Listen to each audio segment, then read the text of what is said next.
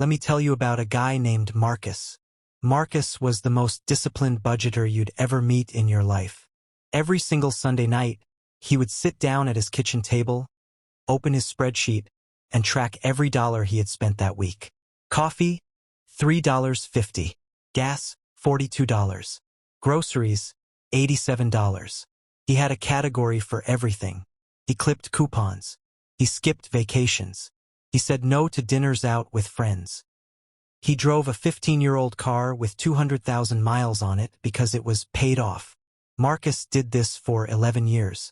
11 years of perfect budgeting. And you know what Marcus had at the end of those 11 years? Almost exactly the same amount of money he had when he started. A little more in savings, sure, but nowhere near wealthy. Nowhere near financially free. And Marcus was devastated because he had done everything right. At least everything the internet had told him to do. So what went wrong? That's exactly what we're going to break down today. And I promise you, by the end of this video, you are going to see money in a completely different way than you ever have before. With overwhelming Welcome consistency. to Wealth Psychology Lab, People almost never behave in ways that contradict the habits, self-image for long. and the hidden psychology behind why some people build who is real not wealth good while with others money, stay stuck no matter you will how find a hard way they to try. confirm that If you are belief new no here, matter what financial do yourself a tools favor or and hit strategies that you subscribe use. button right now. If you see yourself because we as drop someone who content is like this every meant single to struggle week that can genuinely financially, change your financial your life. unconscious mind will work overtime to make that true. But if you genuinely shift your identity to that of a wealth builder, an investor, an entrepreneur, your behavior will follow. Not perfectly, not overnight, but consistently and powerfully. Marcus, the guy we talked about at the beginning, eventually figured this out. He told me that the moment everything changed for him was not when he found a better budget app. It was when he stopped seeing himself as someone trying to save money and started seeing himself as someone building wealth. That one identity shift led him to start a consulting side business with the skills he already had from his day job.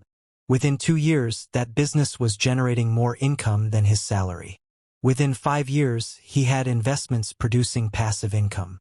Today, Marcus is financially free. Not because he stopped budgeting, but because he stopped letting budgeting be his entire financial strategy. So what should your actual wealth-building strategy look like? Let me break it down in a way that is simple and actionable. Think of it in 3 layers. The first layer is financial hygiene. This is where budgeting lives. Track your money, cut the waste, eliminate high-interest debt. This layer is important, but it is maintenance, not growth. Here is something else that does not get talked about nearly enough, and it is deeply psychological. There is a concept called the thermostat effect when it comes to wealth, and it explains why so many people yo-yo financially their entire lives. Your brain has a financial comfort zone, a set point that feels normal to you based on your upbringing, your environment, and your repeated experiences with money. And just like a thermostat keeps a room at a set temperature, your subconscious mind will always pull your financial reality back toward your set point. Win some money, great, you'll find a way to spend it. Save up a little, great, something will come up to drain it. Get a raise, great, your lifestyle will expand to match it. This is not bad luck. This is your internal thermostat doing exactly what thermostats do. Budgeting does not reset the thermostat. It just puts a lid on your current set point. What actually raises your financial thermostat is a combination of increased income exposure, investment education, and deliberate mindset work. You have to reprogram what feels normal to you. You have to spend time around people who are operating at the level you want to reach. You have to feed your mind with stories of what is possible. You have to get uncomfortable with ambition. None of that comes from a spreadsheet. And this brings me to what is arguably the most powerful and most overlooked driver of wealth, your identity. Not your budget, not your investment portfolio, not your income, your identity. Who do you believe you are when it comes to money? I am genuinely curious where you are right now in your financial journey, and your answer in the comments might help someone else in this community realize something important about themselves. So go ahead and type it out, saver or earner. I read every single comment.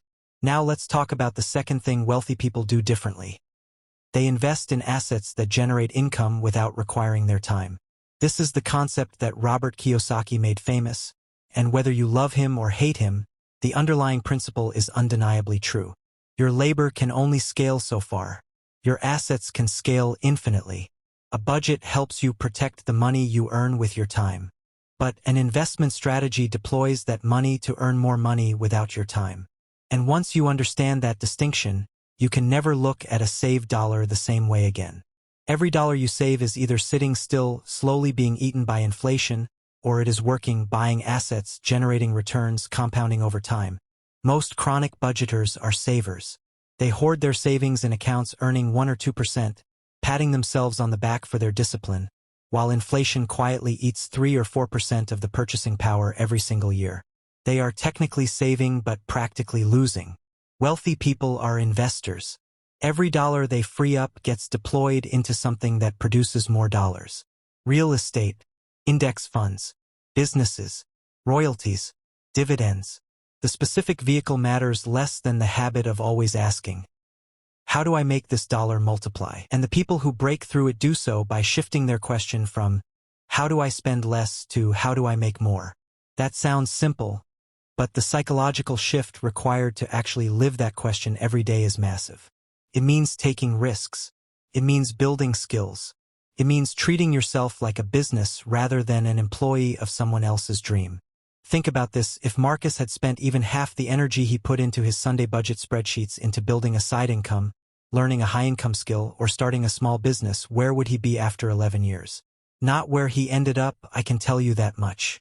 The compound effect of increasing income is staggering compared to the compound effect of decreasing spending. Both use compound math, but one of them has unlimited upside. Let me give you a quick example to make this crystal clear. Person A cuts their spending by $500 a month through intense budgeting. Person B keeps their spending roughly the same but adds $500 a month in extra income through a skill or side hustle. On the surface, both people have $500 extra a month. But here's the difference. Person B has now built the psychological muscle and the practical infrastructure to make $1,000 extra. Then $2,000.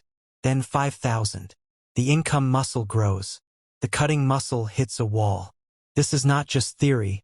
This is the lived experience of virtually every self-made wealthy person you will ever study. And speaking of studying wealthy people, drop a comment right now and tell me this. Do you think of yourself more as a saver or an earner? Now, I want to be fair here because some of you are probably thinking, okay, but shouldn't I still budget? And the answer is yes, absolutely, but with a completely different purpose. Budgeting should be used to free up capital, not to feel financially virtuous. The goal of tracking your spending is not to become the most disciplined monk in your city. The goal is to identify money that is leaking out of your life doing absolutely nothing for you, redirect that money toward income-producing assets, and then stop thinking about it. The budget is the launch pad, not the destination. Most people treat it like the destination, and that is where they get stuck. So what actually makes people wealthy? Let's talk about that right now, because this is the part of the conversation that most channels skip over because it feels less safe, less comfortable, and a lot more real. The people who actually build wealth do 3 things that chronic budgeters almost never do. They increase their income aggressively. They invest in assets that work while they sleep. And they understand the psychology of delayed gratification at a completely different level than just telling themselves no. Let's start with income because this is the biggest one. There is a fundamental difference between earning more and spending less. Spending less has a floor 0. You cannot spend less than 0. But income has no ceiling. None. There is no law of physics that says you cannot make 10 times what you make right now. That ceiling only exists in your mind. Let me tell you about a guy named Marcus. Marcus was the most disciplined budgeter you'd ever meet in your life. Every single Sunday night, he would sit down at his kitchen table, open his spreadsheet, and track every dollar he had spent that week. Coffee, $3.50. Gas, $42. Groceries, $87. He had a category for everything. He clipped coupons. He skipped vacations. He said no to dinners out with friends. He drove a 15-year-old car with 200,000 miles on it because it was paid off. Marcus did this for 11 years. 11 years of perfect budgeting. And you know what Marcus had at the end of those 11 years? Almost exactly the same amount of money he had when he started. A little more in savings, sure, but nowhere near wealthy, nowhere near financially free. And Marcus was devastated because he had done everything right, At least everything the internet had told him to do. So what went wrong? That's exactly what we're going to break down today, and I promise you, by the end of this video, you are going to see money in a completely different way than you ever have before. Welcome to Wealth Psychology Lab, the channel where we dig deep into the mindset, the habits, and the hidden psychology behind why some people build real wealth while others stay stuck no matter how hard they try. If you are new here, do yourself a favor and hit that subscribe button right now, because we drop content like this every single week that could genuinely change your financial life.